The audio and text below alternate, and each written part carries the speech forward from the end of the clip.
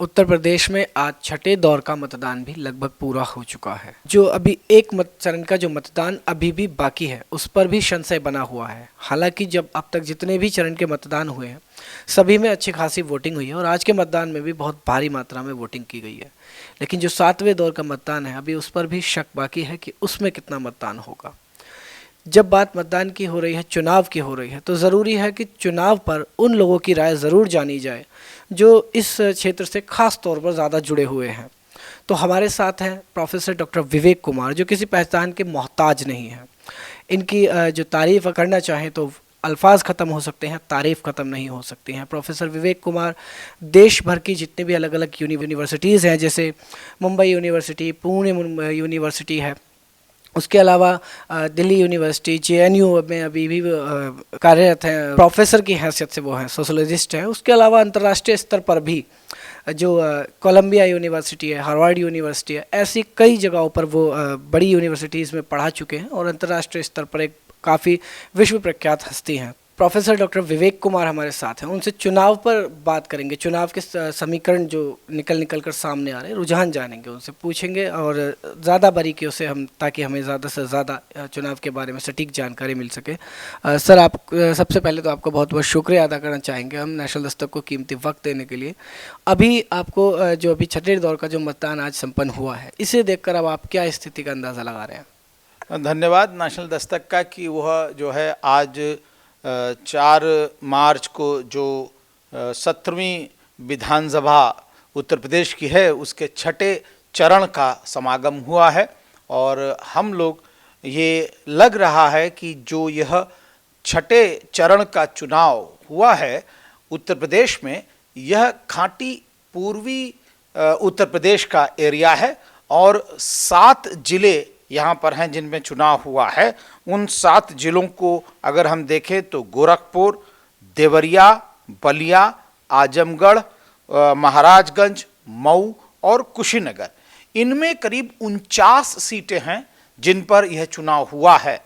और विशेषकर यहाँ पर जो लड़ाई है पूर्वांचल में इस समय, वो दिखाई पड़ रही है भाजपा और बसपा के बीच में।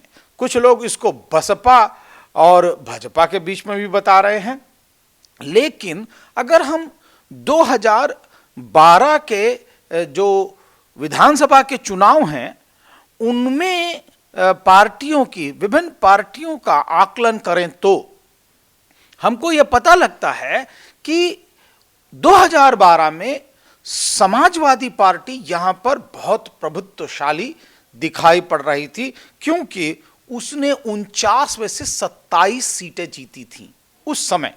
लेकिन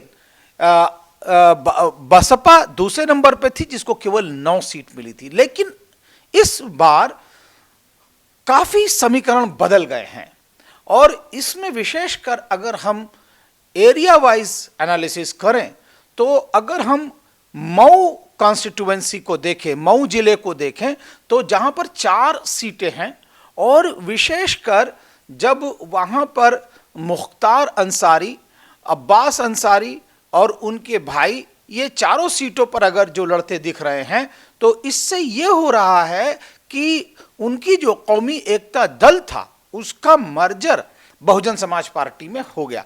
तो उससे ये लग रहा है कि बहुजन समाज पार्टी काफ़ी ताकतवर हो करके उभरी है इस एरिया के अंदर। एक समय लग रहा था कि भाजपा जो जिसका गढ़ है गोरखपुर, भाजपा को वहाँ पर योगी आदित्यनाथ का साथ मिल रहा है और योगी आदित्यनाथ के आधार पर जो ठाकुर समाज का वोट है, जिसको हम लोग क्षत्रिय समाज भी कहते हैं, उनके ऊपर काफ़ी जो है भारतीय जनता पार्टी निर्भर कर रही है गोरखपुर एरिया में।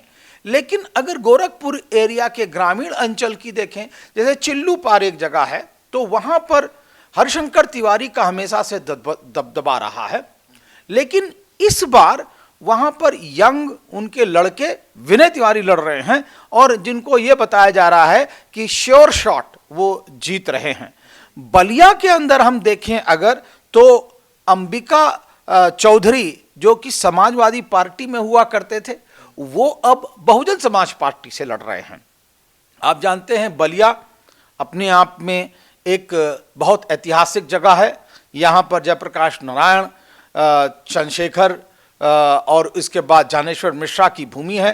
तो समाजवादियों का एक तरह से गढ़, और उसके अंदर अंबिका चौधरी का सपा को छोड़ करके आना और बहुजन समाज पार्टी से लड़ना, ये अपने आप में बहुजन समाज पार्टी को एक बार फिर से ताकत देता है। दूसरी तरफ नारद राय जो कि भूमिहार समाज से आते हैं, उनका अपना दबदबा दिखाई पड़ रहा है। तो अगर हम पूर्वी विधानसभा, पूर्वी क्षेत्र की इन 9 जिलों के अंदर 49 सीटों पर देखें तो लड़ाई कहीं ना कहीं बसपा और भाजपा में हो गई है। अच्छा, अगर पूर्वानुमान की बात करें हम, तो ये जो अब तक के चुनाव हुए हैं, इसके आधार पर आपको जो जीत का संतरा है वो किस पार्टी की झोली में गिरता नजर आ रहा है? देखिए, जो छठे चुनाव का संघर्ष हो रहा है, इसके अंदर आप देखिए क्या हुआ। ये एरिया जो है वो एक तरह से जिस संघर्ष की बात चली तो उसमें बाकायदा प्रधानमंत्री और दूसरी तरफ जो है अखिलेश यादव, और तीसरी तरफ आपने देखा होगा कि अमित शाह, इनके बीच में एक वाक युद्ध शुरू हुआ। और वाक युद्ध जो था वो कम्युनलाइजेशन, सांप्रदायिक प्रतीकों को लेकर के हुआ था। और यहाँ पर पूर्वी विधानसभा या पूर्वी क्षेत्र में आते आते यहाँ तक कि लोगों ने इसको इस तरह सांप्रदायिक रंग देने का जो प्रपंच रचा, उसके अंदर बुर्के और नकाब की भी बात भी करती। यानी कि महिलाओं, जो मुस्लिम महिलाएं नकाब पहनती हैं, उनको हटा करके देखा जाए। यद्यपि इलेक्शन कमीशन की जो मतलब रूल है, इलेक्शन कमीशन का जो रूल है, उसके तहत सभी वोटरों की शिनाख्त की जाती है उनके आइडेंटिटी कार्ड से, और उनकी नखून पर बाकायदा जो है वो लगता है। तो कुछ भाजपा के अनर्गल प्रलाप करने वाले लोग जो कि कह रहे थे कि नहीं, नकाब में जो है महिला की जगह पुरुष आके वोट दे जाते हैं, मतलब ये इस तरह से एकदम निम्नतर स्तर पर गिर करके ये राजनीति कर रहे हैं छठे और सातवें चरण के लिए, क्योंकि यह मुस्लिम बहुल एरिया है और इसके अंदर जो गठजोड़ है बहुजन समाज पार्टी का, वो मीलों आगे नजर आ रहा है लोगों से। लेकिन मैं ये नहीं कहूँगा कि बहुजन समाज पार्टी केवल और केवल जो है इस चरण के अंदर मुस्लिम और दलित गठजोड़ पर लड़ रही है। जैसा कि मैंने बताया कि यहाँ पर उसके ब्राह्मण समीकरण बड़े अच्छे हैं, यहाँ पर उसके बैकवर्ड समीकरण भी बड़े अच्छे हैं, और इसलिए जो है आने वाले समय में परिणाम बहुत जो है चौंकाने वाले हो सकते हैं। लेकिन जो और भी बात इस बात को तस्दीक करती है या प्रमाणित करती है कि छठे चरण में भी बम्पर वोटिंग हुई है। लगभग लोग कह रहे हैं कि ये 60% के आसपास या 60% से ऊपर। लेकिन मैंने ये देखा कि महाराजगंज, मऊ और आजमगढ़ एरिया के अंदर जो वोटिंग था वो लगातार परसेंट जो है लगातार बढ़ रहा था और वो 60 के ऊपर जा रहा था। तो ये अगर हो गया तो यह फिर से एक बार प्रमाणित करता है कि जो वर्तमान सरकार है ये इसके कामकाज के खिलाफ वोट हो रहा है, जनता निकल करके आ रही है, उसके अंदर सरकार को बदलने का मन है। लेकिन गोरखपुर के अंदर वोटिंग जो है कम हुई है, तो शहर के अंदर अक्सर लोग कम निकलते हैं क्योंकि उनको ये लगता है कि जो बिछी हुई बिसात है उसी पर चल रहा है। तो गोरखपुर में वोटिंग कम होने का मतलब मुझे लगता है कि यथास्थिति बनी रहेगी और हो सकता है भाजपा का वहाँ दबदबा बना रहे। लेकिन दूसरे इलाकों में एक परिवर्तन की लहर दिखाई दे रही है और आने वाले समय में मुझे लगता है यह परिवर्तन बसपा की तरफ जाता हुआ दिखाई पड़ रहा है। मोदी जी के बारे में मैं एक सवाल आपसे निजी तौर पर जानना चाहूँगा। हालांकि जब बात चुनाव की हो रही है तो सीधे तौर पर चुनाव के ही सवाल जायज़ थे, लेकिन ये भी कहीं ना कहीं चुनाव से ही जुड़ता सवाल है। मोदी जी ने मीडिया के सामने कहा कि मुझे गंगा माँ ने बुलाया है, और ये कहते हुए वो वाराणसी में रैली के लिए आ चुके हैं, लेकिन साथ में एक चीज़ ये भी है कि कैबिनेट के लगभग 6 बड़े मिनिस्टर्स वाराणसी में लगातार 6 दिन से डेरा डाले हुए हैं। जैसा कि ये जो रैली होनी थी इसकी तैयारियां चल रही थी, तो क्या ये जो रैली हो रही है, ये जो वाक्य बोला गया है कि मुझे गंगा माँ ने बुलाया है, इसका कुछ असर चुनावों पर पड़ता दिखाई दे रहा है आपको? देखिए, एक बात बता दें कि जो आज 4 मार्च में आपने देखा होगा कि ये कहा जा रहा है और टेलीविज़न लगातार बता रहे हैं, लोग भी बता रहे हैं कि ये प्रधानमंत्री अपने चुनावी क्षेत्र में जो कि वाराणसी है उसमें आकर के 3 दिन तक रहेंगे। और वो आज आए जब दूसरे 7 जिलों के अंदर छठे चरण का चुनाव जारी था, उस बीच में उन्होंने बाकायदा एक रोड शो किया, जो कि लग रहा था कि कहीं ना कहीं जो प्रजातांत्रिक मूल्य हैं और इलेक्शन कमीशन जो कहता है कि प्रचार नहीं होना चाहिए, लेकिन आज के इस समय में, आज के इस जो हमारा सूचना क्रांति का समय है, जिसके अंदर प्रसारण इतने सारे चैनल 24 घंटे इंटू 7 प्रसारण डायरेक्ट टेलीकास्ट कर रहे थे, उसमें मुझे लगता है चुनाव आयोग के उस आचार संहिता की धज्जियां उड़ गईं, जिसके अंदर उन्होंने ये कहा कि नहीं, चुनाव प्रचार नहीं होना चाहिए। एक तरफ चुनाव चल रहा है और दूसरी तरफ प्रधानमंत्री अपना रोड शो कर रहे हैं, और जो घंटों तक लगातार सभी चैनलों ने प्रसारित किया। लेकिन उसी के बीच मायावती जी की रैली चल रही थी जौनपुर के अंदर, उसको कवर करने कोई नहीं गया और नहीं किया कवर। एक चैनल ने 5 मिनट या 10 मिनट दिखाया, उसके बाद फिर उसने उनको दिखाया, और लगातार अभी भी आप देखेंगे 5 बजने को आ गया, 6 बजने को आ गया, लगातार उस रोड शो पर बाकायदा जो है डिस्कशन चल रहा है। और उसके बाद फिर जो है गए प्रधानमंत्री जौनपुर के अंदर रैली करने के लिए, वो भी कवर की गई बाकायदा। तो मुझे ये लग रहा है कि प्रधानमंत्री का इतना गहन रूप से अपनी चुनावी क्षेत्र के अंदर एक तरह से लंगर डाल देना, और उन्होंने ही नहीं लंगर डाला, बल्कि कहा यह जा रहा है, कोई बता रहा है 16 मंत्री वहां पर कैंप कर रहे हैं, कोई कह रहा है 26 मंत्री कैंप कर रहे हैं, और कोई ये बता रहा है कि उनके जो आला जो पार्टी के कार्यकर्ता हैं वो भी वहां जमे हुए हैं। और वाराणसी में किसी भी स्टार होटल में, 5 स्टार होटल में तो जगह है नहीं, लेकिन छोटे छोटे जो वहां पर गेस्ट हाउस हैं वो भी भर गए हैं। तो ये 2 प्रकार से इसकी एनालिसिस की जा सकती है कि इतना बड़ा भाजपा द्वारा टीम जाम करना, दूसरी तरफ उनके मंत्रियों और कैबिनेट का वहां रहना, और तीसरी तरफ खुद प्रधानमंत्री का 3 दिन लगातार रहना। ये 2 प्रकार से इसकी एनालिसिस की जा सकती है। एक तो सकारात्मक रूप में हो सकती है और दूसरी हो सकती है नकारात्मक रूप में। अब मैं आपको नकारात्मक रूप में बताना चाहता हूं कि कहीं ना कहीं ये लग रहा है कि भाजपा के लिए सब कुछ ठीक ठाक नहीं है। अगर सब कुछ ठीक ठाक होता तो भाजपा के इतने शीर्ष के लीडर, कैबिनेट और उसके बाद प्रधानमंत्री वहां पर आ करके डेरा नहीं डालते। तो कहीं ना कहीं ये केवल और केवल पूर्वी उत्तर प्रदेश की लड़ाई नहीं है, ये लड़ाई है पूरे भारत की। क्योंकि अगर प्रधानमंत्री के चुनावी क्षेत्र में, जहां पर वाराणसी जिसको कहते हैं, जहां 8 सीटें हैं, अगर उन 8 सीटों पर भाजपा नहीं जीतती है तो ये एक बड़ा संदेश जाएगा प्रधानमंत्री की लोकप्रियता के खिलाफ और भाजपा के ग्राफ के खिलाफ भी। तो इसके परिणाम या इसका जो इंपैक्ट होगा वो 2019 के चुनावों का जो लोकसभा में होने वाले हैं, क्या उस पर भी पड़ने तो नहीं जा रहा।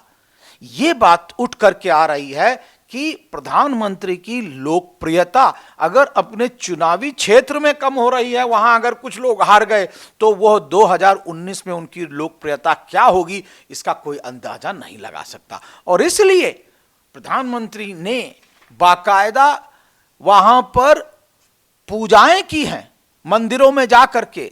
लेकिन अफसोस भी कुछ वहां के लोग बता रहे थे कि भैया प्रधानमंत्री मंदिर में गए लेकिन उनको रैदास मंदिर की याद नहीं आई, उनको कबीर मठ की याद नहीं आई और उनको सारनाथ की याद भी नहीं आई।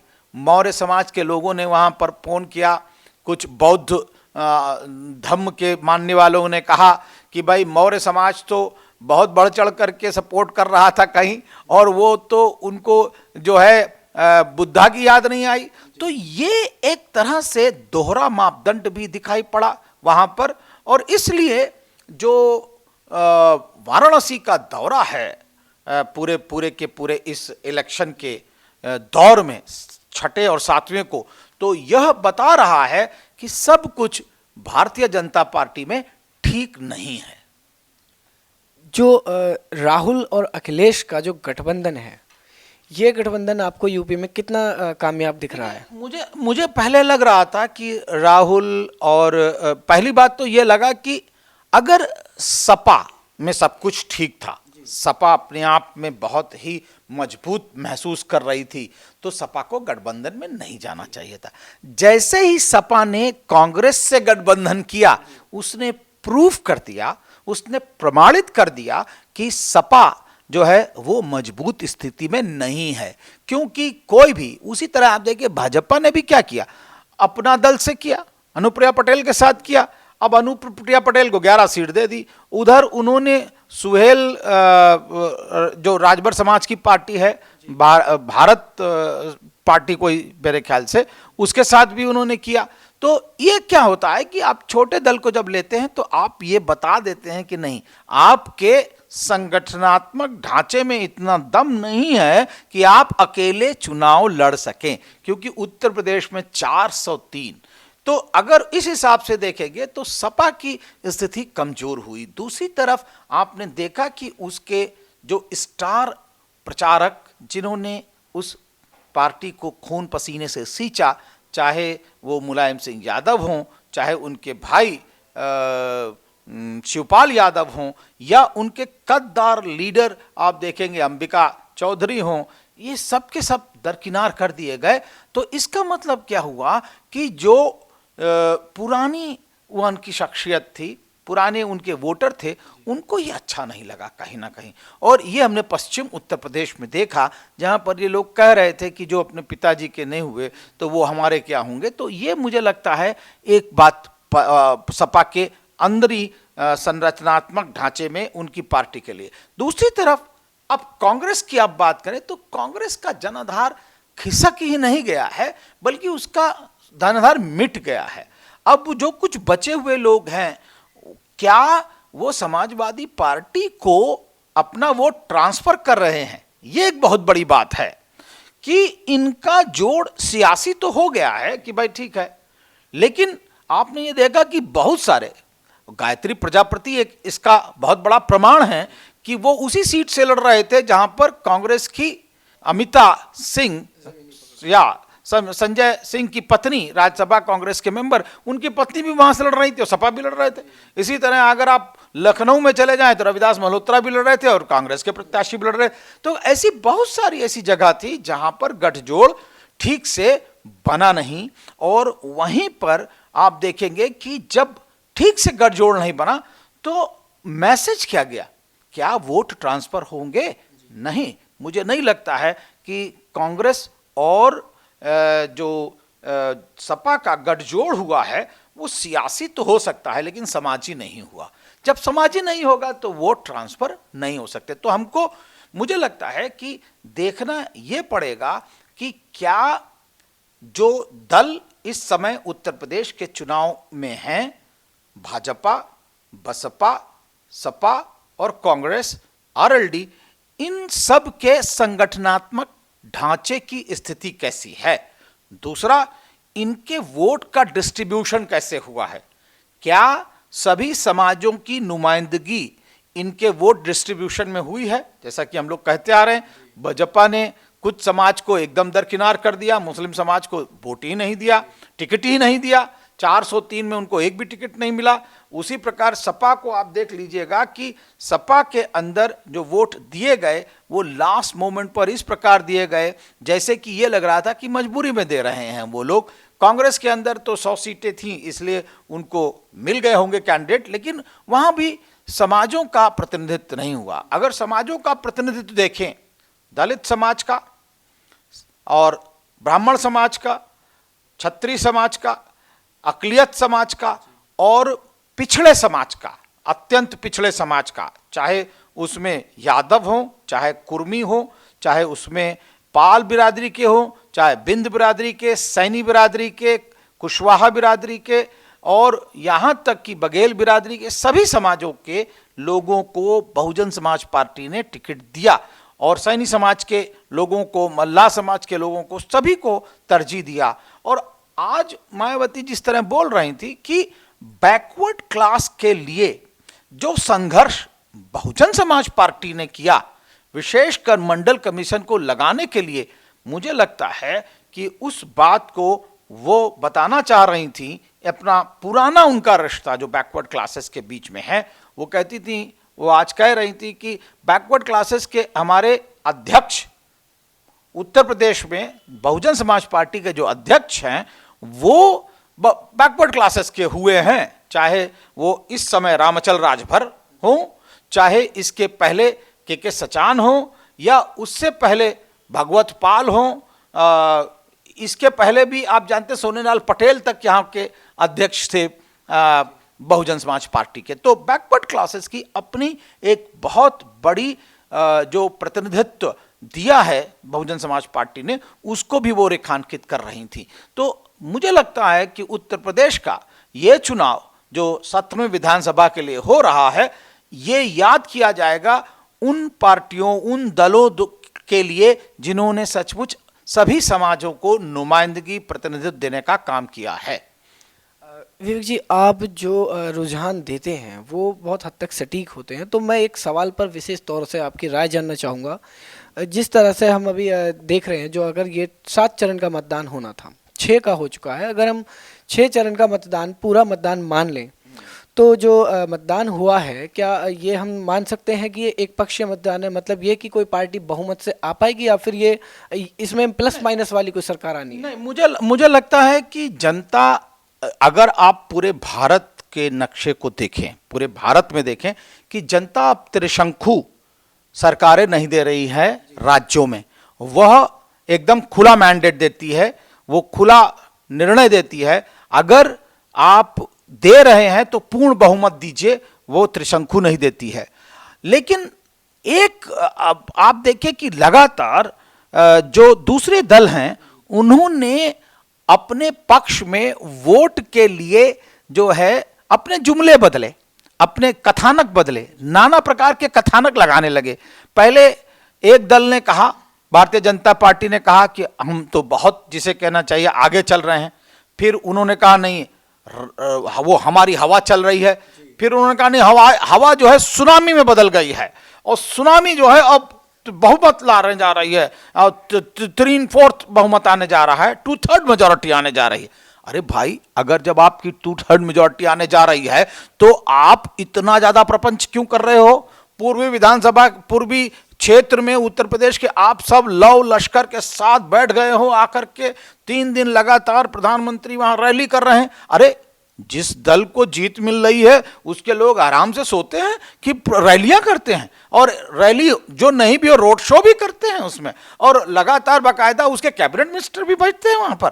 तो ये अपने आप में दिखा रहा है कि कोई हवा नहीं है, मतलब भारतीय जनता पार्टी की, और रोड शो जो कर रहे हैं उन लोगों की कोई हवा नहीं है, उनके संरचना के अंदर, उनके संगठनात्मक ढांचे में कोई दम नहीं है। लेकिन जो मीडिया है, कॉरपोरेट घराने का मीडिया, वो लगातार 24 घंटे उनको दिखा रहा है, उनकी डायरेक्ट रिले कर रहा है, रैली दिखा रहा है, उन पर डिस्कशन दिखा रहा है, डंके की चोट पे कहीं दिख रहा है, कहीं पर जिसे कहना चाहिए मुकाबला हो रहा है। लेकिन बहुजन समाज पार्टी के लिए किसी के पास कोई समय नहीं। बहुजन समाज पार्टी के जो लीडरान हैं, चाहे केवल बहुजन समाज पार्टी की जो राष्ट्रीय अध्यक्षा हैं, अगर उनको छोड़ दिया जाए, मायावती जी को छोड़ दिया जाए, जिनकी गाये बगाए थोड़ी बहुत तस्वीर दिख जाती है, बाकी किसी लीडर को हमने टेलीविजन पर बोलते नहीं देखा।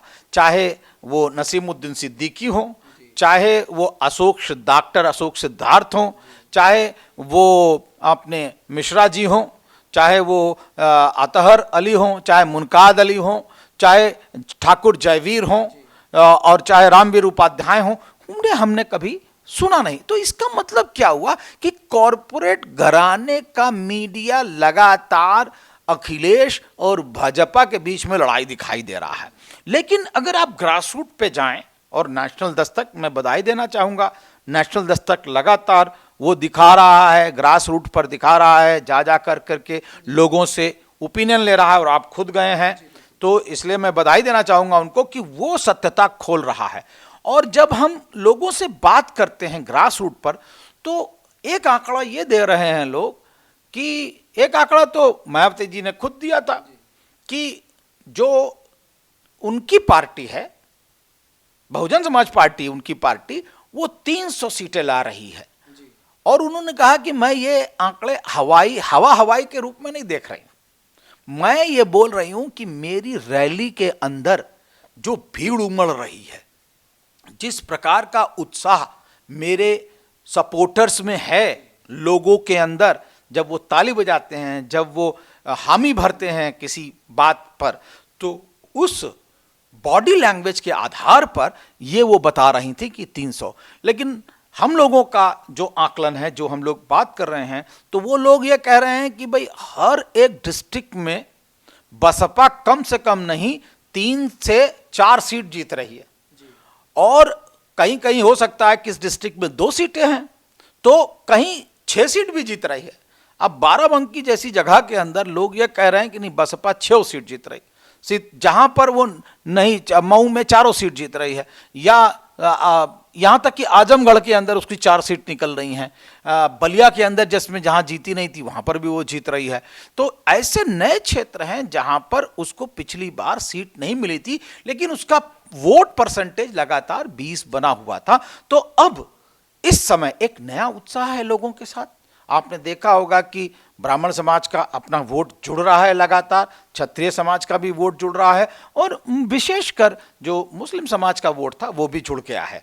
और एक एंटी इनकम्बेंसी वोट, जो कि फ्लोटिंग वोट होता है, जो कि मैंने देखा लॉ एंड ऑर्डर के नाम पर बहुजन समाज पार्टी को मिल रहा है, उसके अंदर यह लग रहा है कि अब Bahujan Samaj party number 1 party बन करके उभरी है, जिसको पूर्ण बहुमत मिलने जा रहा है। तो ये थे हमारे साथ प्रोफेसर डॉक्टर विवेक कुमार, जिन्होंने कई राइट ऑफ इश्यूज पर बुक्स भी लिखी हैं, एक अच्छे उच्च दर्जे के शिक्षाविद हैं। जेएनयू में अभी भी लगातार एज ए प्रोफेसर वो जॉब कर रहे हैं, और इनकी जो राजनीतिक सोच समझ है वो भी बहुत उम्दा है, साथ ही राजनीतिक जो कॉन्टैक्ट है वो भी पड़े हैं। तो जाहिर है कि इनके पास जो जानकारी है, जो रुझान इनके पास होता है, वो बिल्कुल जो अगर हम बात करें कि किस कसौटी पर उसको परखें, जाहिर है कि सच्चाई की कसौटी पर वो साफ नज़र आते हैं। प्रोफेसर साहब से अगले जो हमारे अभी जो 7वें दौर का मतदान होना है, उस पर भी आपको ज़रूर चर्चा दी जाएगी, जो चर्चा करेंगे, और जो रुझान डॉक्टर साहब से हमें मिल सकते हैं, जो विवेक जी से मिल सकते हैं, वो आप तक ज़रूर पहुंचाएंगे। कैमरा पर्सन रैन प्रताप के साथ मैं लव कुमार, नेशनल दस्तक, दिल्ली।